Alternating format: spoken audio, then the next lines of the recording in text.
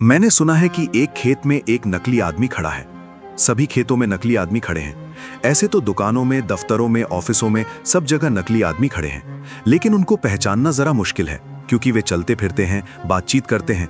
वो खेत में नकली आदमी सब पहचान लेते हैं। डंडा गड़ा है, हंडी लगी है, कुर्ता पहना हुआ है। वो खेत में किसान लगाए हुए हैं जानवरों को डराने के लिए। एक दार्शनिक खेत के नकली आदमी के पास से गुजरता था। अनेक बार गुजरा था। वर्षा, धूप, गर्मी, रात दिन वो नकली आदमी वहीं अकड़ कर खड़ा रहता।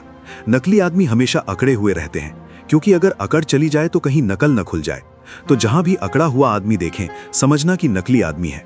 और नकली आदमी अकड़ की जगह की तलाश में रहता है। ऐसी कुर्सी मिलनी चाहिए जिस पर अकड़ कर बैठ सके। तो वो दिल्ली तक की यात्रा करता है। वो सब नकली आदमियों की यात्रा है। वो खेत में नकली आदमी खड़ा है। वो कई दफे दार्शनिक वहां से निकला है।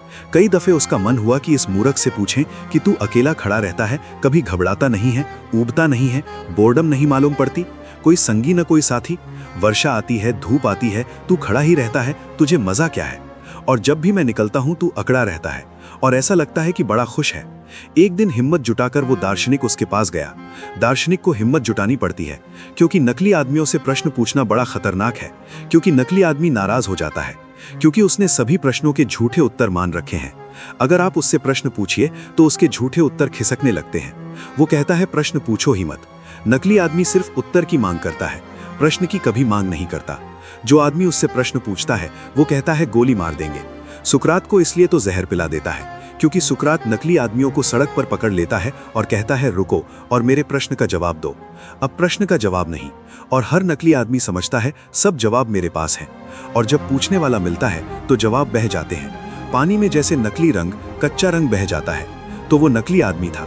दार्शनिक ने सोचा पूछूं या ना पूछूं, कहीं नाराज ना हो जाए। लेकिन एक दिन सोचा कि चलो पूछ ही लूं, नाराज ही होगा। वो दार्शनिक उस नकली आदमी के पास गया और कहा, मेरे मित्र। उस नकली आदमी ने गुस्से से देखा क्योंकि नकली आदमी किसी को मित्र देखना पसंद नहीं करता। या तो आप उसके शत्रु हो सकते हैं या उसके अनुयायी हो सकते हैं। नकली आदमी का कोई मित्र नहीं हो सकता।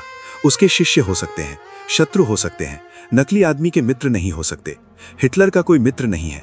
मित्र बर्दाश्त नहीं किया जा सकता क्योंकि मित्र जो है वो समान होने का दावा करता है।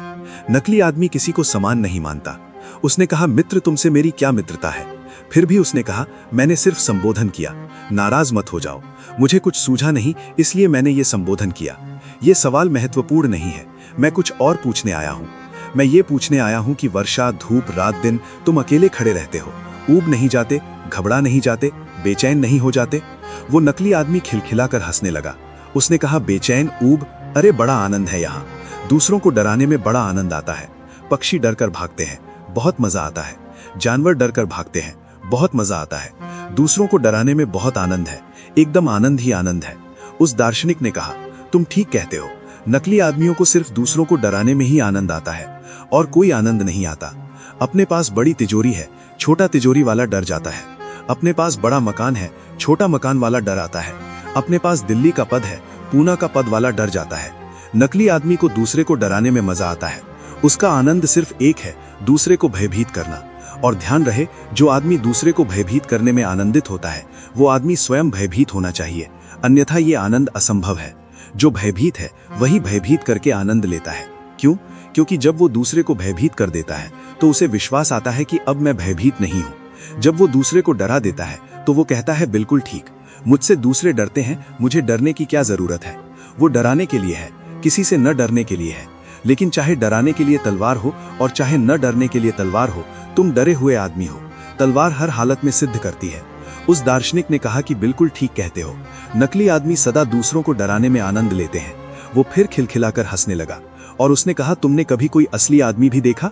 उस दार्शनिक से उस नकली आदमी ने पूछा, खेत के तुमने कभी असल आदमी भी देखा? उस नकली आदमी ने कहा, मुझे तो बड़ी हैरानी होती है कि मुझे लोग नकली कहते हैं। मैंने तो सब आदमी ऐसे ही देखे हैं। हाँ, थोड़ा फर्क है कि मैं जरा चल फिर नहीं सकता, लेकिन चल फिर कर तुम करते क्या हो? दूसरों को डराते ही हो ना। मैं बिना ही चले फिरे डरा लेता हूँ, तो फर्क क्या है? जो काम मैं बिना चले कर लेता हूँ वो तुम चल फिर कर करते हो ना। तुम्हारी सारी स्पीड, तुम्हारे यान, तुम्हारा चांद तक जाने के लिए है कि किसी को डराने के लिए है? वे जो रूस के यान चांद की तरफ भाग रहे हैं और अमेरिका के, वो चांद तक जाने के लिए है। चांद से न रूस को मतलब है न अमेरिका को। रूस अमेरिका को डराना चाहता है, अमेरिका रूस को डराना चाहता है।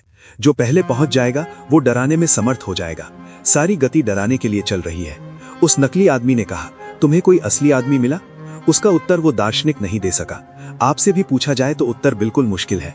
असली आदमी मिलना बहुत मुश्किल है। असली आदमी तो वही हो सकता है जो जीवन की तथ्यता को, वो जो जीवन की फैक्टिसिटी है, वो जो जीवन की सचनेस है, जीवन जैसा है उसको वैसा स्वीकार करता है।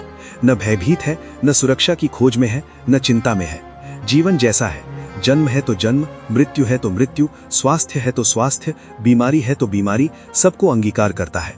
जीवन की प्रत्येक स्थिति का जिसके मन में स्वीकार है और नए अनजान अज्ञात अपरिचित रास्तों पर जाने की जिसकी हिम्मत है, जो डरा हुआ नहीं है, वही आदमी ऑथेंटिक, असली हो सकता है, प्रामाणिक हो सकता है।